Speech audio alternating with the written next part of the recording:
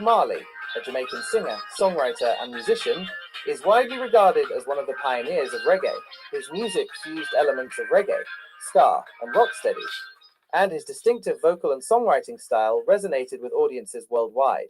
Born Robert Nesta Marley on February 6, 1945, in 9 Mile, Jamaica, he began his musical career in 1963 with the formation of the group The Wailers. The group's early ska sound evolved into the slower, more rhythmic reggae that Marley would become synonymous with. Marley's music often carried messages of social justice, love, and unity, reflecting his Rastafarian beliefs and his experiences growing up in poverty in Jamaica.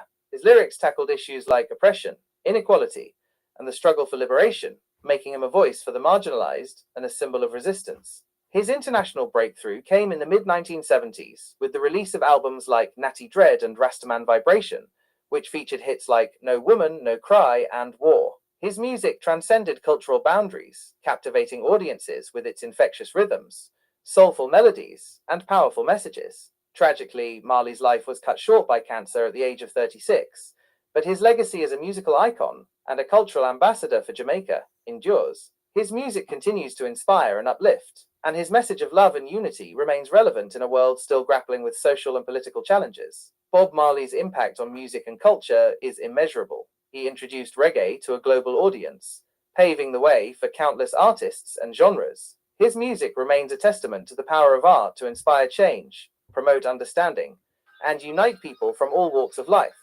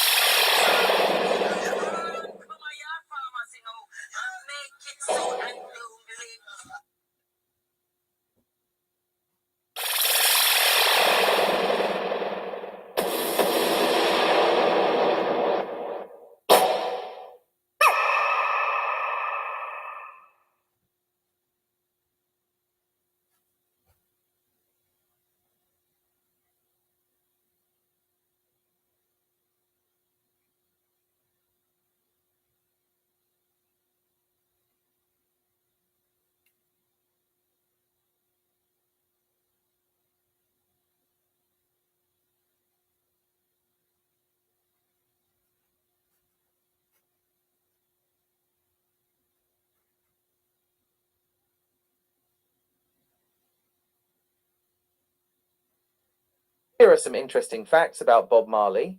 His real name was Nestor Robert Marley. He was born Robert Nestor Marley, but his middle and first names were switched around to preserve his masculinity after a comment was made that Nestor was too feminine. He was a skilled palm reader as a child. Marley reportedly had a knack for reading palms and predicting the future, but he gave it up at the age of 7 to pursue his dream of becoming a singer. He was known as the white boy in his neighborhood. Marley was of mixed race, and his lighter skin tone led to him being bullied as a child. However, he later said that this experience helped him develop his philosophy of unity and equality. He was a talented soccer player. Marley was a passionate soccer player, and he even had a trial with a professional team in Jamaica. However, his music career took off before he could pursue soccer professionally. He survived an assassination attempt. In 1976, Marley was shot in the arm during an assassination attempt at his home in Kingston, Jamaica. The attack was believed to be politically motivated, but Marley survived and continued to perform and spread his message of peace and love. His album Legend is the best-selling reggae album of all time. Legend was released in 1984, 3 years after Marley's death, and it has sold over 15 million copies worldwide. He was a devoted Rastafarian. Marley was a devout follower of the Rastafarian religion, which emphasizes the importance of African culture and heritage. He wore dreadlocks as a symbol of his faith, and he often spoke about Rastafarianism in his music. He died of cancer at the age of 36. Marley was diagnosed with melanoma in 1977, and he died in 1981 at the age of 36. His death was a tragic loss to the music world, but his legacy continues to inspire people around the world. I hope you enjoy. To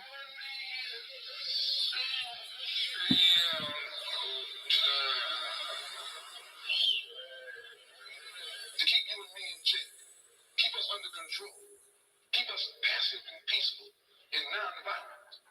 That's Tom making you non-violent. It's like when you go to the dentist and the man is going to take your tooth. You go bam when he starts pulling. So he's squirting stuff in your jaw called Novocaine to make you think they're not doing anything to you. So you sit there because you got all that Novocaine in your jaw, you suffer peacefully.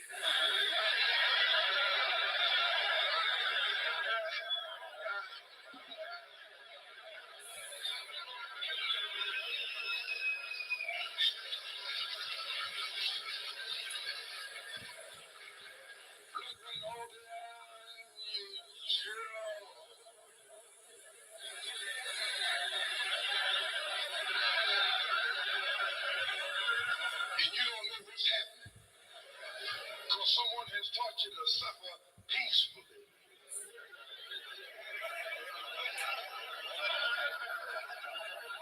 So white man do the same thing to the industry.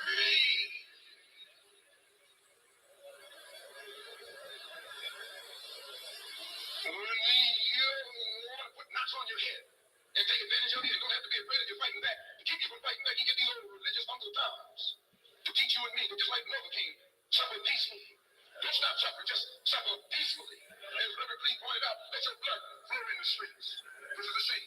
And you know, he's a Christian preacher. If it's a shame to him, you know what it is. Marley is one of the most iconic and influential musicians of all time. His music has touched the hearts and souls of millions around the world. But just how successful was he in terms of record sales? Here's a breakdown of Bob Marley's music sales. Estimated total sales.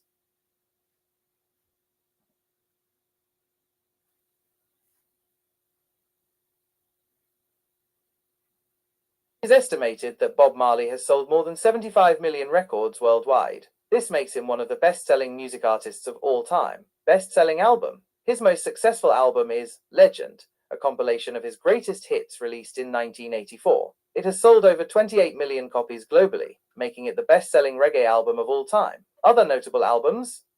Some of his other popular albums include Exodus, Kaya, Uprising, and Catch a Fire. Each of these albums has sold millions of copies worldwide. Singles. While album sales were a major contributor to his success, Marley also had several popular singles, including No Woman, No Cry, I Shot the Sheriff, One Love, and Three Little Birds, factors contributing to his success. Global appeal. Marley's music transcends cultural and linguistic barriers, resonating with people from all walks of life. His messages of love, peace, and social justice are universal themes that appeal to a broad audience. Timeless music. His music has a timeless quality that continues to be relevant and enjoyed by new generations. Influence. Marley's influence on music and culture is immeasurable. He is credited with popularizing reggae music around the world and is considered a pioneer in the genre. Legacy. Bob Marley's music continues to inspire and uplift people around the world. His message of love and unity is as relevant today as it was during his lifetime. He remains one of the most beloved and respected musicians of all time, and his music will continue to be enjoyed for generations to come. Please note, while exact sales figures can vary depending on the source, it's clear that Bob Marley was a commercially successful artist with a massive global impact.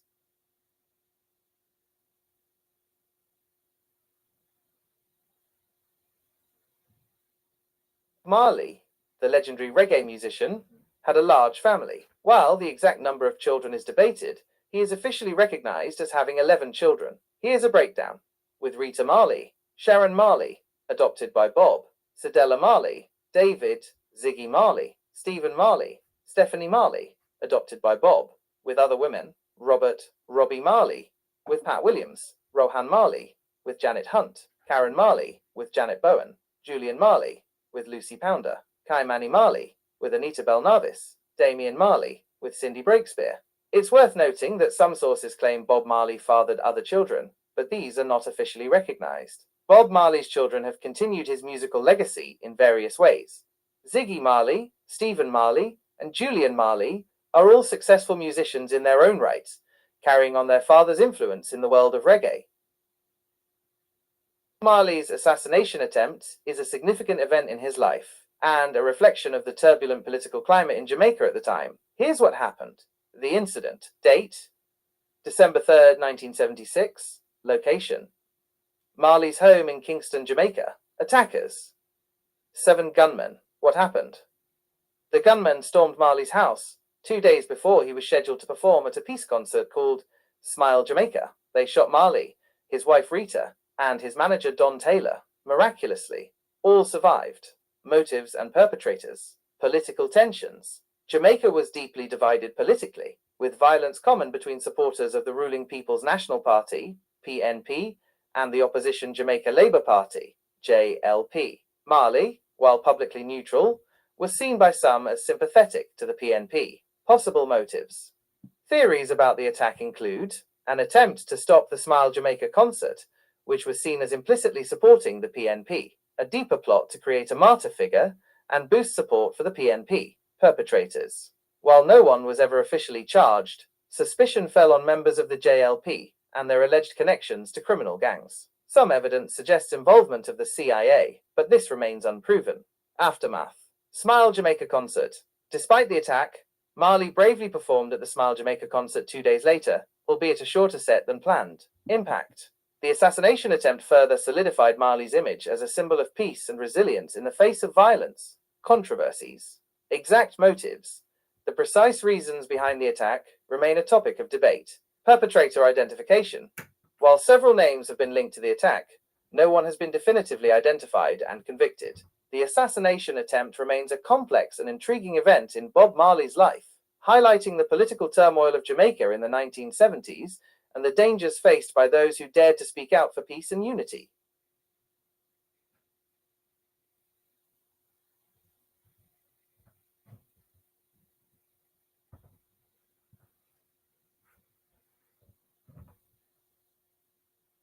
Killers of not just black people, but the innocent in people's lands and all the evil these folks are doing. How can you trust somebody like that? He's not trustworthy. He came out and said he was an open Democrat. Now he done took the video down. Why? Why are you ashamed? But this is what happens when true negativity meets true positivity. The lights come on. Now you can see him for who he is. Pro-black doesn't mean Marley was not a pro-black is a new word for house niggas pretending that they in the field. These are modern day Jesse Jacksons and Al Sharptons. That's what y'all looking at. A musical legend, but also a profound thinker and speaker. His words continue to inspire and resonate with people around the world. Here are some of his most memorable quotes. On music and life, one good thing about music, when it hits you, you feel no pain. Life is one big road with lots of signs. So when you're riding through the ruts, don't complicate your mind. Some people feel the rain, others just get wet. The greatness of a man is not in how much wealth he acquires, but in his integrity and his ability to affect those around him positively. On love and relationships, if she's amazing, she won't be easy. If she's easy, she won't be amazing. If she's worth it, you won't give up. If you give up, you're not worthy. The biggest coward of a man is to awaken the love of a woman without the intention of loving her. Truth is, everybody is going to hurt you. You just gotta find the ones worth suffering for. On freedom and justice, emancipate yourselves from mental slavery. None but ourselves can free our minds. Better to die fighting for freedom than be a prisoner all the days of your life. Get up. Stand up. Stand up for your rights. Get up. Stand up. Don't give up the fight. On spirituality and inner peace. Don't gain the world and lose your soul. Wisdom is better than silver or gold. Open your eyes. Look within. Are you satisfied with the life you're living? You never know how strong you are until being strong is the only choice you have. On unity and humanity. One love, one heart. Let's get together and feel all right. Until the philosophy which hold one race superior and another inferior is finally and permanently discredited and abandoned. Everywhere is war. I don't stand for black man's side. I don't stand for white man's side. I stand for God's side.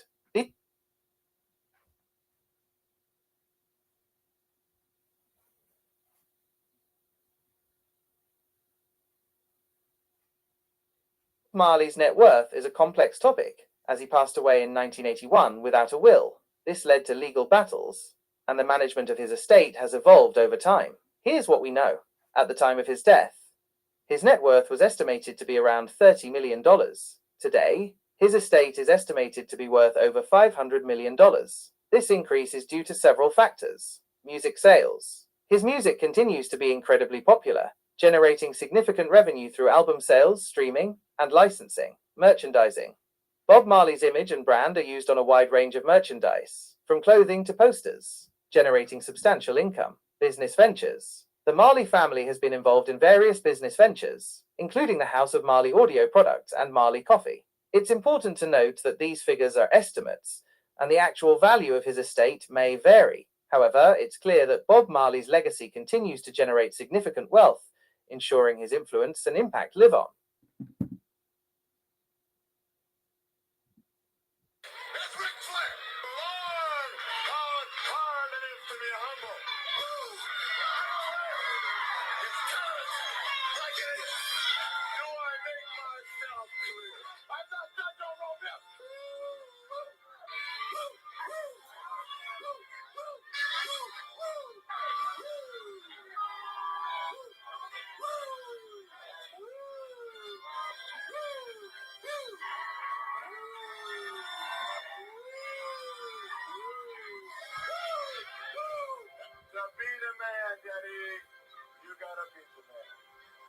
Marley's early life was shaped by his unique parentage and the environment he grew up in. Here's a glimpse into his childhood.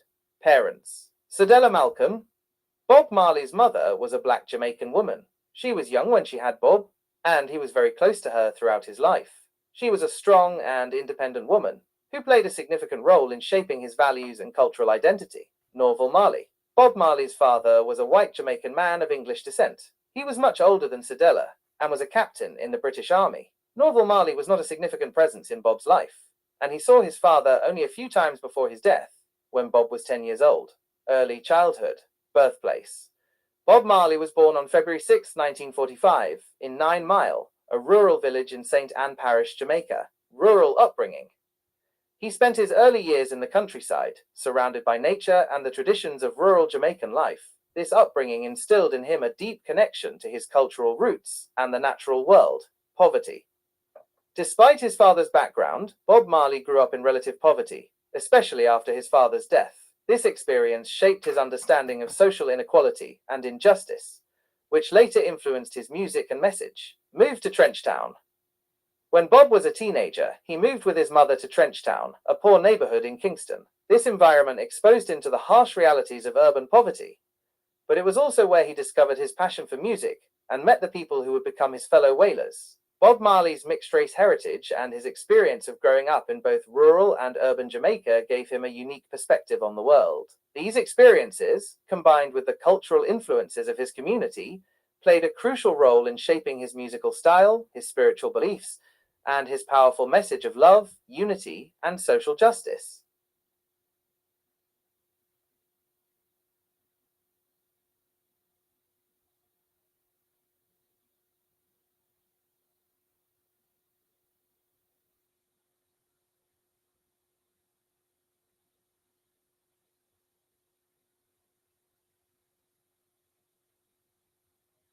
Marley and the Wailers were instrumental in bringing reggae music to a global audience. Their journey is a fascinating story of musical innovation, social consciousness, and international success. Here's a look at their history. Early years, 1963 to 1972. Formation. The group formed in Kingston, Jamaica in 1963. The original members were Bob Marley, Peter Tosh, and Bunny Wailer. They were initially known as the Teenagers, and then the Wailing Wailers, before settling on the Wailers. So the Foundation and Rocksteady. In their early years, they played So the Foundation and Rocksteady music, popular Jamaican genres at the time. They released several singles that were popular in Jamaica, including Simmer Down, Studio One. The Wailers worked with renowned Jamaican producer Coxsone Dodd at Studio One, a prominent recording studio. This collaboration helped them hone their musical skills and gain recognition in Jamaica. Rastafarian influence. Around this time, Marley's interest in Rastafarianism grew, which significantly influenced their music and lyrics. International breakthrough, 1972 to 1981. Island Records. In 1972, the Wailers signed with Island Records, a British label founded by Chris Blackwell. This marked a turning point in their career, giving them access to a wider audience. Catch a Fire. Their first album for Island Records, Catch a Fire, 1973, was a critical and commercial success, introducing reggae to the international music scene. Burnin' and Natty Dread. They followed up with Burnin', 1973, and Natty Dread, 1974, which further solidified their international reputation. Natty Dread was the first album released under the name Bob Marley and the Wailers. Lineup changes. In 1974, Peter Tosh and Bunny Wailer left the group to pursue solo careers. Marley continued with the Wailers, adding new members, including the I3s, Rita Marley, Marsha Griffiths, and Judy Mowood, as backing vocalists. Global stardom. Throughout the late 1970s, Bob Marley and the Wailers toured extensively, gaining a massive following around the world. Their music resonated with audiences due to its infectious rhythms, powerful lyrics, and Marley's charismatic stage presence. Key albums. They released several influential albums during this period, including Rastaman Vibration, 1976, Exodus, 1977, Kaya, 1978, and Uprising, 1980. These albums featured some of their most iconic songs, such as No Woman, No Cry, Exodus, Is This Love, and Redemption Song, Legacy. Reggae ambassadors. Bob Marley and the Wailers are credited with popularizing reggae music globally. They brought the sounds and messages of Jamaica to the world, making reggae a mainstream genre. Social and political commentary. Their music often addressed social and political issues, advocating for peace, love, unity, and justice. Marley's lyrics reflected his Rastafarian beliefs and his experiences with poverty and oppression. Enduring influence. Bob Marley and the Wailers' music continues to be popular and influential today. Their songs are timeless classics that inspire people of all generations. Bob Marley and the Wailers' history is a testament to their talent, their dedication, and their powerful message. They left an indelible mark on music history and continue to inspire people around the world.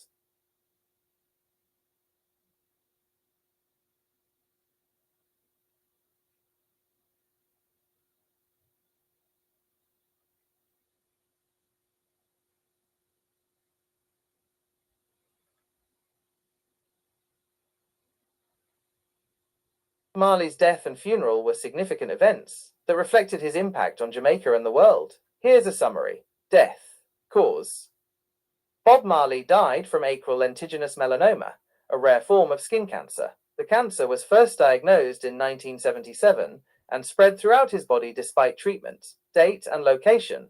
He passed away on May 11, 1981, at the Cedars of Lebanon Hospital in Miami, Florida. Final days. In the months leading up to his death, Marley sought treatment in Germany. When it became clear that his cancer was terminal, he wanted to return to Jamaica to spend his final days. However, he became too ill to complete the journey and died in Miami. Funeral. State funeral.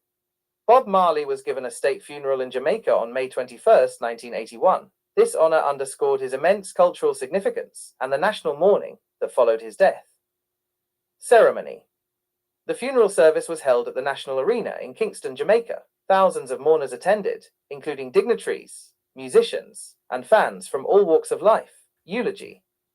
The eulogy was delivered by the Prime Minister of Jamaica, Edward Seager, who acknowledged Marley's contributions to the country and his global impact. Musical tributes. During the ceremony, Marley's band, the Wailers, performed some of his most beloved songs, and his wife, Rita Marley, sang Fly Away Home, Burial.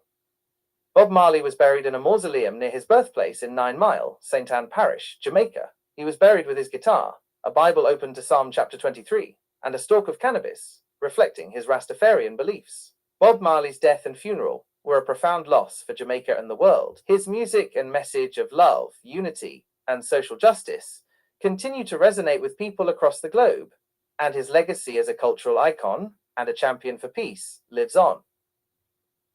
Music always been a part of your life from when you were a little boy? Yeah, growing up musical family, grandfather, mother, uncle, sister, pit, everything. What part of Jamaica? St. Anne's, Yeah? That's in the country. What town? A town called Rodnall. It's not well known, It's a little place up in the hills, Yeah. How big is your family? Well, my family is really big family, Malcolm, them family name is Malcolm. There's plenty. That's a good name. Yeah. When did you begin to get involved in music, really? About 1958. Doing what? Well, I was interested in music, but that time I was learning trade, and meet up some guys who can sing. One named Desmond Decker. And so we started out from kind of rehearse together and thing, And then one day we went away to do some recording. Then I fell after. Mm-hmm. You weren't doing the same kind of things then that you're doing now. What kind of music was it in the beginning? That music was ska. Ska. Ska music, yeah. Well, how does ska differ from reggae?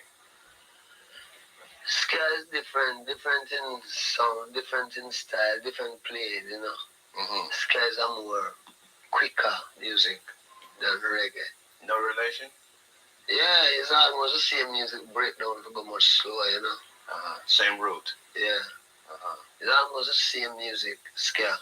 But only say now, if it was playing at 33, it started playing at 7.5, I hear a bit more. That's a good analogy. How does reggae and ska come out of calypso? Many people ask that. Yeah, because the calypso was always there first, Right. And then when the musicians in Jamaica started to play, I know them can play calypso too, because they play a lot of calypso. But because the American influence music come past through down there, them start to kind of get more to them time used to have Fats Domino. Yes. And plenty of them type of people. So after a while now the music start drift from the reggae to it used to be a music almost like a half blues. They used to play before the ska start, Even people like Joe Higgs, Janana, Janana, Janana, Janana, that music. Right. Used to play that plenty. Uh-huh. So from there now it developed to people start ching, ching, ching, ching, ching for ska, And then for rocksteady like jing, jing, jing. For reggae now it's check, it check, it check, So you have 3 different feelings. But the 3 of them can put together again and make one thing still. Now, calypso music most of it dealt with family and folk stories and love and beautiful island in the sun, things like that. How did it move into what we're getting in the music now, where we have message? Because during that time of this calypso and thing, people never wasn't so conscious about Africa and where them roots come from. Since reggae come now, people get, I mean, not from a point of music, because music is always conscious. But since the reggae come now, the reggae start talk about Africa, blackness, in a militant way. So that is how it that is how the lyrics differ from the Island in the Sun. Well, who are some of your influences? Well, I think my biggest influence is Marcus Garvey, Haile Selassie. Sure. From what you heard coming up as a boy about Garvey, or what you've learned now that you're grown, or what? What to hear, what to read, and what to know about it. Did you learn much about Garvey in school? No. It's them don't teach. It's the education that we don't get in school, We don't get that type of education that when we grow up we can know who we is. We get a more education that we might know who Christopher Columbus is, or who Marco Polo is, But we never really know who Marcus Garvey is, who Haile Selassie is, or who any black man is. Were you born as a Rasta? Or how did that evolve? Well, I figure I was born, and when born and growing, there was a certain amount of consciousness in myself that, it was always a lonely world, not finding people who might think like me, Yeah. Not to say that I think so different, but because of this consciousness about God and the people who come from is more Christian, We always try to stand up to the right. But we used to find out now that one church quarreling against the next church, and I figure I never want any of that, I never want to really enter into the thing where this one I fight against that one and everybody talking about God still. So if I'm going on, I'm coming up, The thing that was there get more stronger, come to Kingston, meet some more people. Them people is Rasta. You talk to them and find out it's the same thing we have inside. It's the same thing. How old were you when this started to happen? This is about 17, 18, I find out that's the same thing where I deal with, the same thing where the Rasta man talk about. So that is how I could identify myself as a Rasta, by not changing, Now, what happened when you went back home and told your family what you had found? Oh, I never have a home to go back to. No? Where we from, everybody gone, Everybody gone. Everybody living in America, some living in Kingston, everybody gone. So, never really have a home that much, although we used to have a home before grandfather died, But after grandfather died, everything gets crashed. So you came to Kingston, and that's where it began to happen. Yeah. Where did you live in Kingston? What part? East. I call it East Kingston. Out near the east. And then we go up a place named Oxford Street, down to Spanish Town Road, then up to Trenchtown. Yes. So for a long time, things were kind of lean.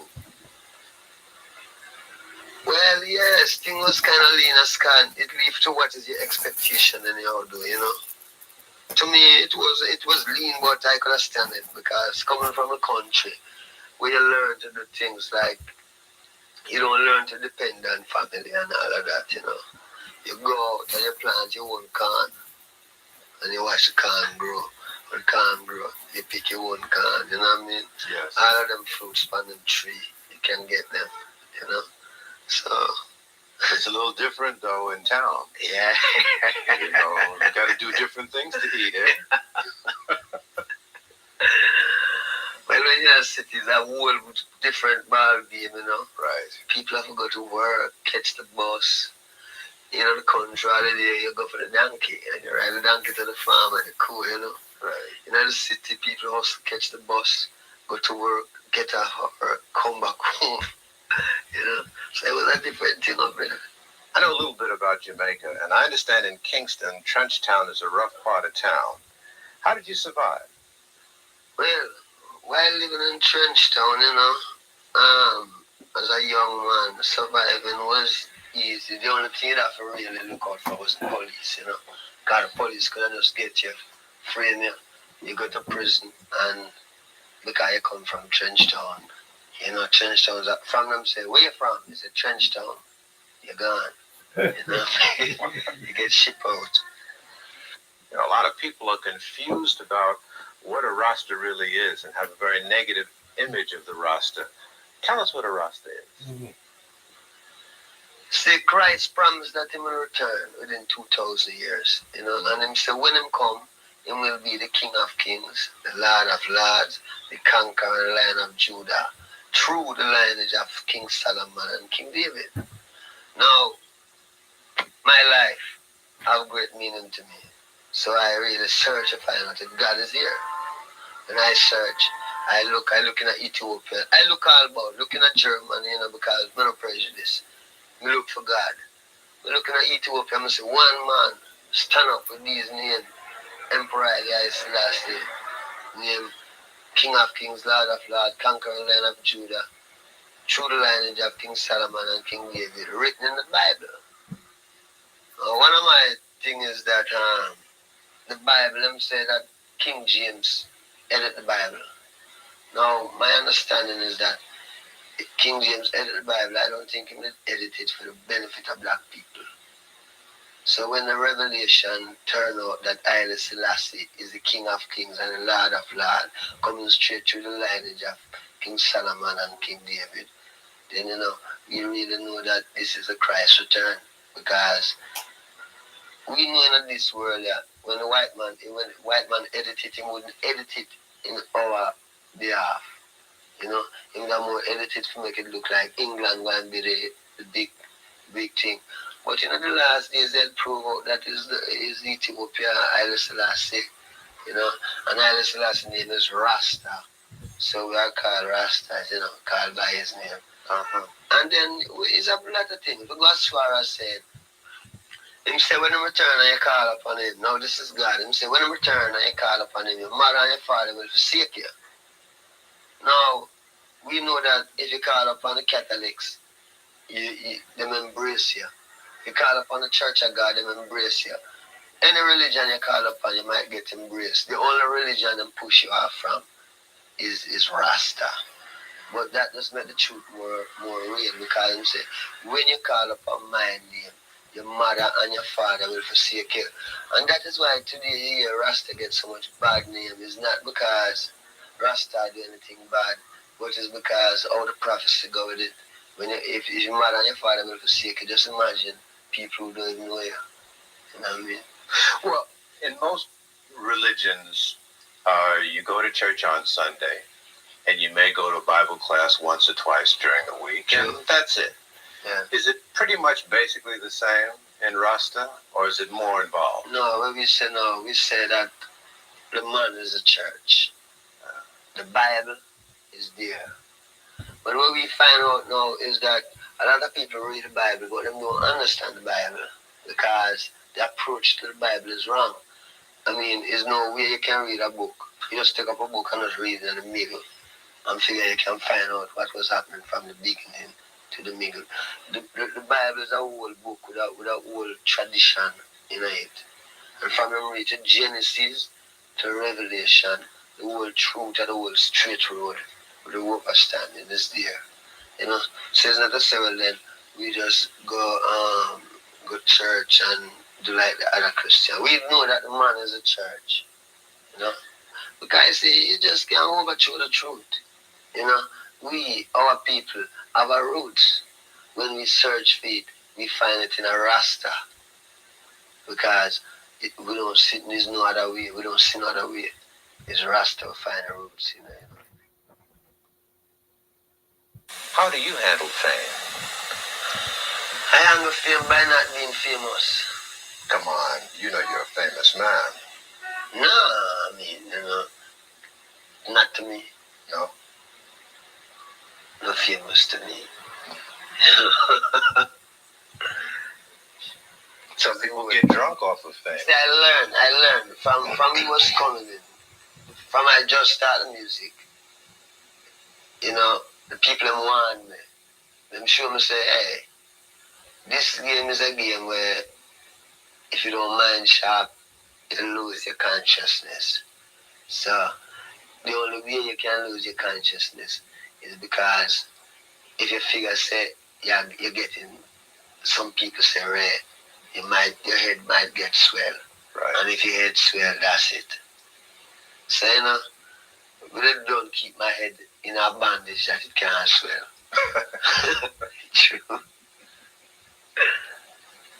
How do you handle the women that come at you in droves? People have visions of women beating down the door to get at Bob Marley and grabbing the clothes. Is it like that? No. No. Woman easy, Is it difficult, though, to keep your balance and not, get to feeling that you're more important than you really are when so many people are after you all the time for different things? No, you see, I don't think, I never really check myself, I know I am benefit to the people, That's the only consciousness I have of myself, that I can be beneficial to a people, And I don't know anything else. I don't know that. What do you think it is that has made Bob Marley such a big name? I think, maybe it's just what Bob Marley stands for. What is that? The truth. And the determination to stay alive and survive. You have a record out called Survival. Yeah. That was last year. Yeah.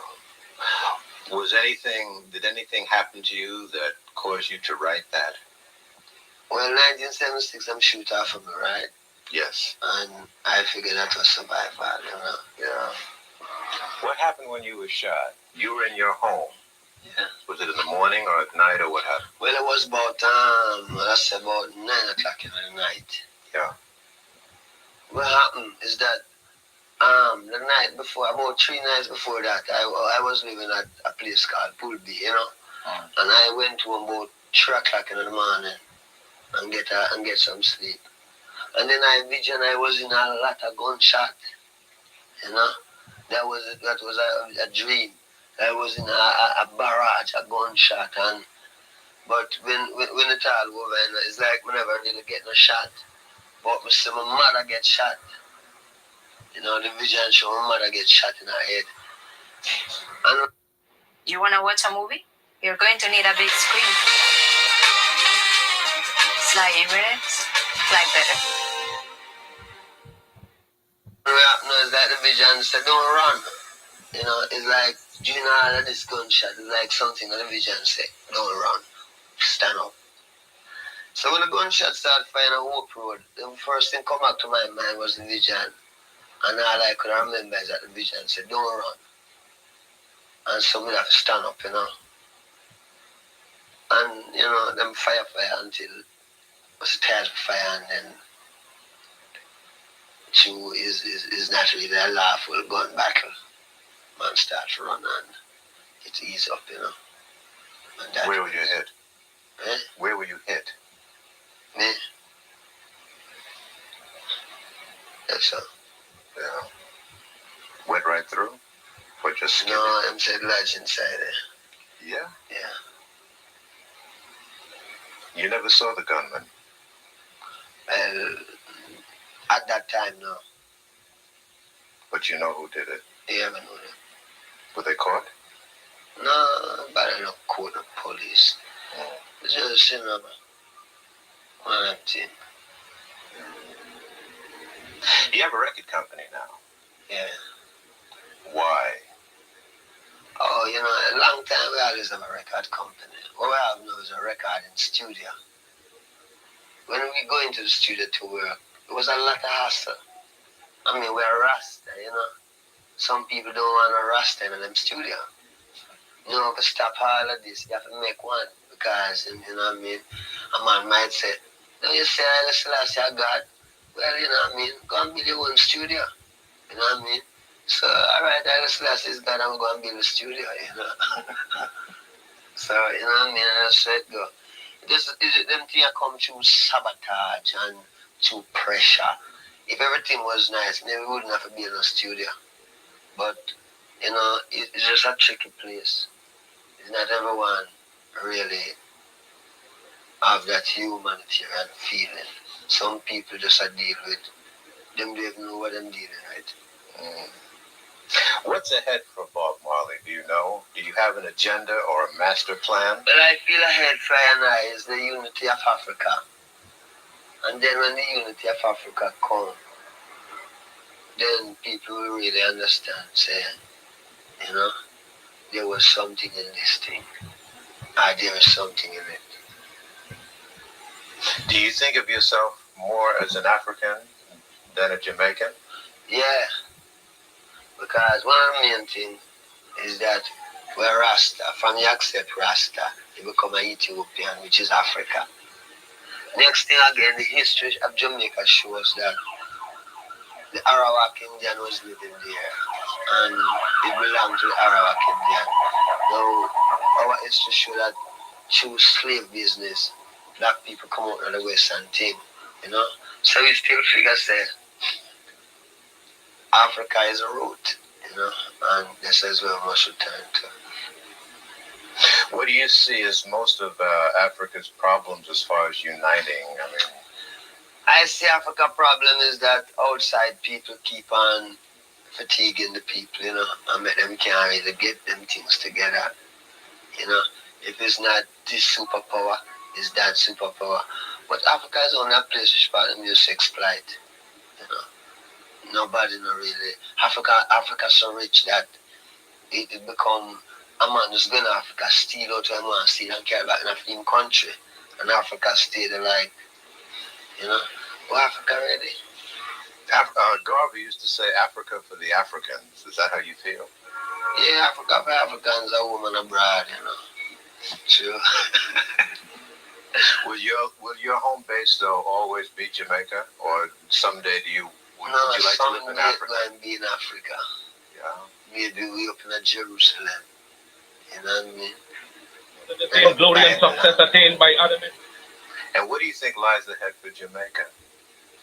I think what lies ahead for Jamaica is that Jamaica is a beautiful island. The best thing Jamaica could have been is just like how Jamaica, like how England owned Jamaica. Jamaica must make some part of Africa own Jamaica. You know what I mean? And it work more nicer. But if it's going to be a thing which we always have going to have a war. Because the solution is either them get themselves with Nigeria or with someone, you know what I mean? But make Jamaica become some African, something to do with Africa, that Africa owns Jamaica, But because the people and them whole ideology and philosophy where they want to come with, some people want to be Marxist, some want to be this, some want to be that. And nobody don't, and plenty of people don't want to be with them is, and with them is African.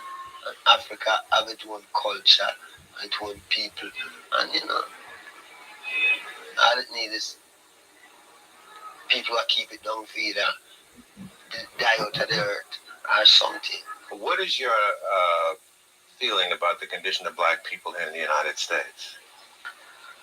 I feel like black people should develop themselves, not to several them this developing up yourself having a prejudice thing to it.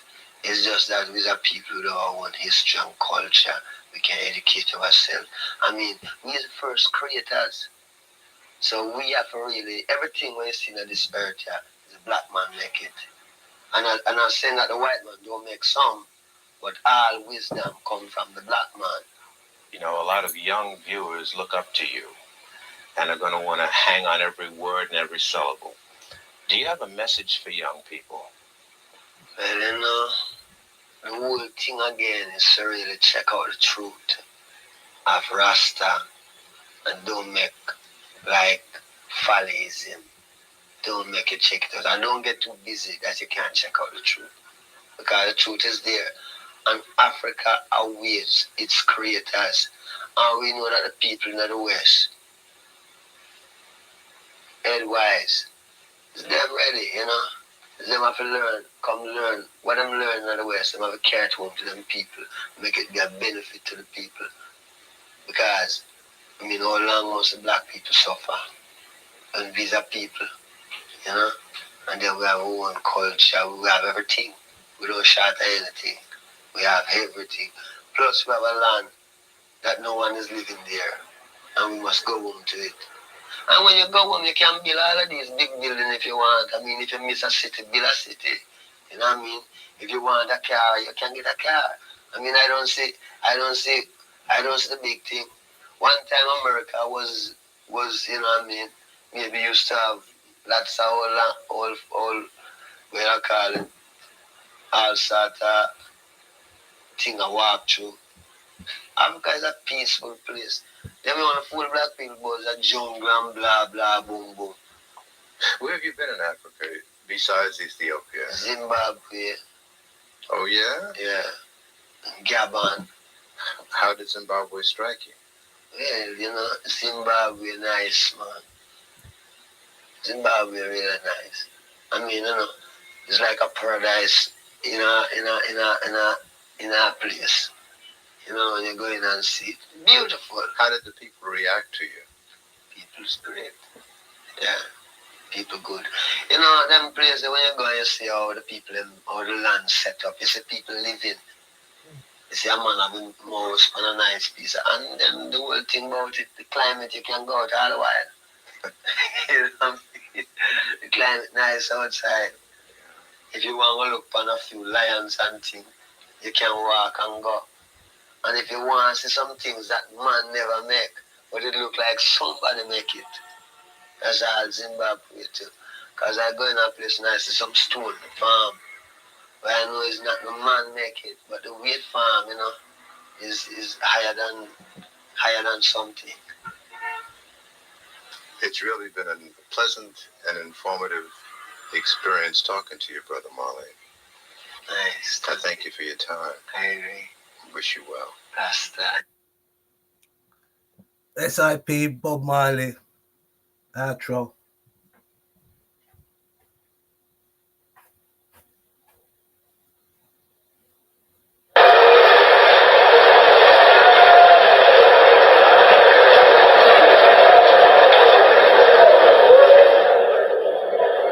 The field Negro was beaten from morning till night.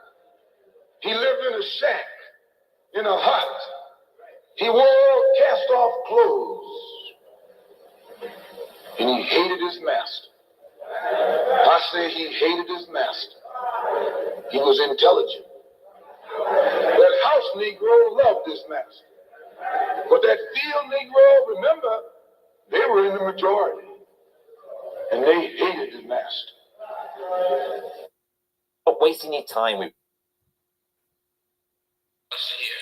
And every time you look at yourself, be you black, brown, red, or yellow, a so-called Negro, you represent a person who poses such a serious problem for America because you're not wanted. Once you face this as a fact, then you can start plotting a course that will make you appear intelligent instead of unintelligent. What you and I need to do is learn to forget our differences. When we come together, we don't come together as Baptists or Methodists. You don't catch hell because you're a Baptist, and you don't catch hell because you're a Methodist. You don't catch hell because you're a Methodist or a Baptist. You don't catch hell because you're a Democrat or a Republican. You don't catch hell because you're a Mason or an Elk. And you sure don't catch hell because you're an American, because if you was an American, you wouldn't catch no hell. You catch hell because you're a black man. You catch hell, all of us catch hell for the same reason.